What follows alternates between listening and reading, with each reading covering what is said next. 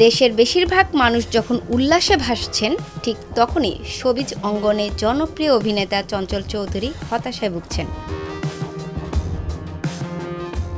সম্প্রতি কিছু দুষ্কৃতকারী পরিকল্পনা করে চঞ্চল চৌধুরীর বিরুদ্ধে ভুল মন্তব্য করে ভক্তদের কাছে জনপ্রিয়তা নষ্ট করার প্রচেষ্টা চালাচ্ছে।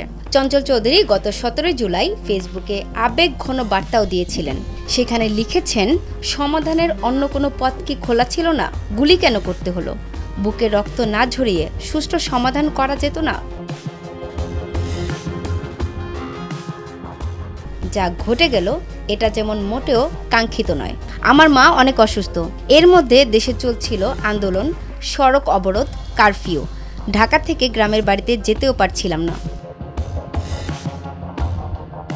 কিন্তু অন্যদিকে কিছু দুষ্কৃতকারী সামাজিক যোগাযোগ মাধ্যমে ছড়িয়ে দিচ্ছেন চঞ্চল চৌধুরী কোটা আন্দোলনকারী ছাত্রদের সমর্থন করেননি। এতে করে অনেকে গালিগালাজ করছেন তাকে।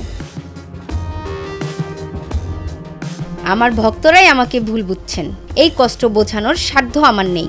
কিন্তু কিছু মন্তব্য কয়েকবার পড়েছি। আমি প্রতিজ্ঞা করছি একটি মন্তব্য মুছব না।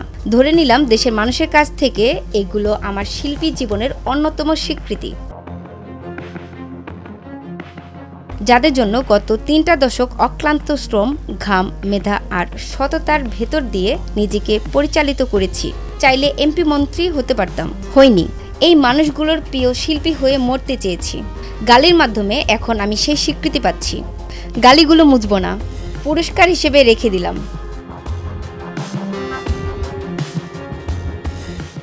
একদম শেষে চঞ্চল বললেন, আমি একজন শিল্পী। শিল্পীর বাইরে আমার কোনো রাজনৈতিক সম্পৃক্ততা নেই। আমি চাই দেশের শান্তি বিরাজ করুক। আমি ভালো আছি, আমি চাই দেশের শান্তি বিরাজ করুক। জারিন জারা, ডেস্ক রিপোর্ট, ভোরের পাতা।